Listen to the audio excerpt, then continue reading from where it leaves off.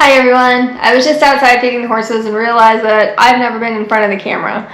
And our channel is all about Corey doing things and horses and donkeys and dogs, but I've never been in front of the camera, nor have I introduced myself. So my name's Julie and I am the owner of Fletcher Farms Amarillo. We are a woman-owned small business here in the Texas Panhandle. Just wanted to introduce myself and give you a little bit of my background and an update on one of the horses. So we purchased this property back in February of 2022. We closed February 1st and the horses were delivered on February 5th. So there was about a month time span that they spent at Bowie Livestock until we could actually get closed on the house. So they were in boarding along with the donkey, the mama donkey and the baby. So in the meantime, before they got here, we wanted to make sure that they were all healthy, so we had a vet go out to Bowie Livestock and give them an evaluation. I will do a longer in-depth video on all the horses and their updates and things like that, but this one's just about one of the horses because I've had a lot of questions on our page so far. So we had a farrier go out there as well because some of the issues that we thought with lameness were actually due to them not having their hooves trimmed. The vet recommended having the farrier come out and give them a good trim, and then when we got them back here to have their teeth floated because horses' teeth grow and they hadn't been taken care of properly in quite some time, so we needed to get that done, but that was something that the vet there couldn't do at Bowie. So that was something that we scheduled as soon as they got back here, and they were on a normal schedule. So we had them on a regimen of sweet feed per the vet's recommendation, was sweet feed and alfalfa to try to help them gain some weight since they were really underweight and needed to gain weight because they were technically starved, which wasn't Bowie's fault. They did a very good job taking care of them, but where they came from previously, they were starved and they were extremely underweight. So we got them on a healthy diet and got them on their way to recovery. About 2 weeks after we had them here and they were eating their sweet feed and their alfalfa and the dentist was here, which there will be a video about that as well. I went out one morning to go feed everybody and Grandpa wasn't eating. He didn't want his sweet feed. He didn't want anything else.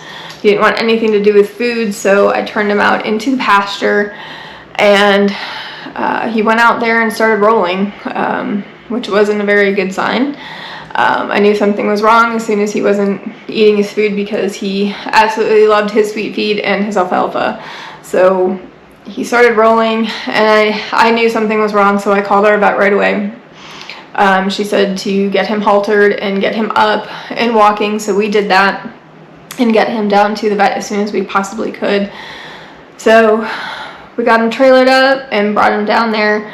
He was actually in very bad condition. He had diarrhea by the time we got there, and he was colicking.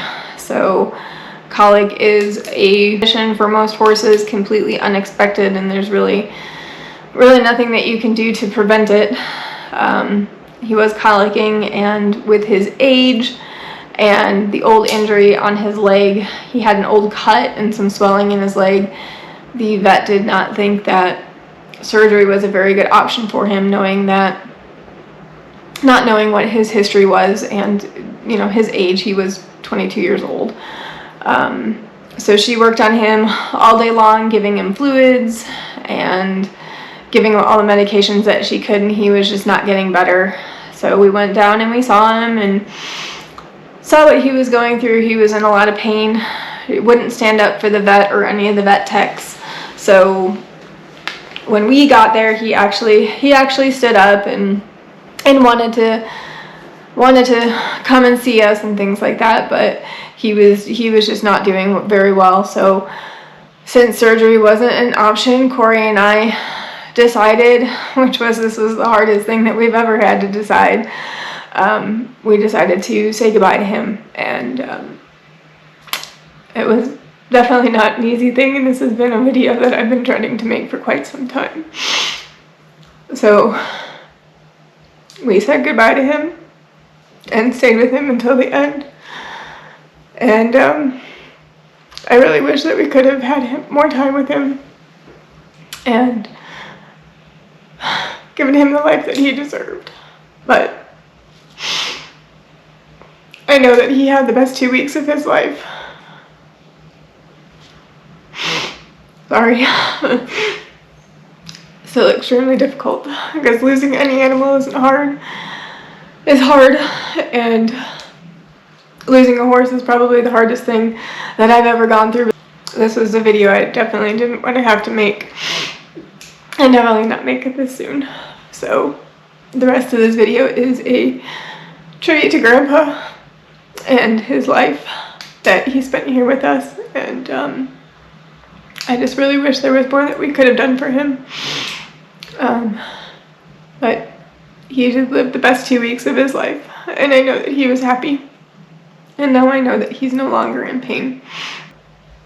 And I felt guilty about the whole situation, and that I did something wrong, and our vet assured us that it was nothing that we did, and there was nothing that we could do. And you know, with surgery not being an option, this was the best thing that we could have done for him. So the rest of this video will be a tribute to Grandpa and his 2 weeks that he got to spend for the rest of his life, not having to work and just enjoying life in retirement. So thank you again to everyone that's watched our videos, and we really appreciate your support.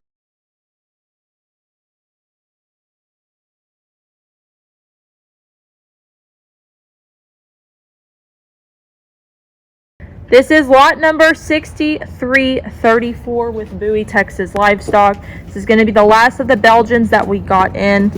This guy is super sweet. He's a Belgian gelding, 17.1 hands tall, and he's going to be about 22 years old. This guy's probably the roughest out of all of them. He does have a swollen back left leg. He is going to be, whoa buddy, he's going to be completely blind in his left eye. No vision there at all, and he will have blue in this right eye, so could potentially go blind on that side as well. But irregardless, he's extremely gentle. He is very easy to handle. Another one of those that just kind of wants to hang out with you. He chews you over his horse pals any day. The thing with these blind horses, they typically trust humans a little bit more because you typically are like their sight. So very sweet guy right here. You can see he's gentle on that blind side. That's the side that Tony's on. He's not freaking out. He doesn't give out when you go up to touch him on that side. Just a very well-mannered gelding.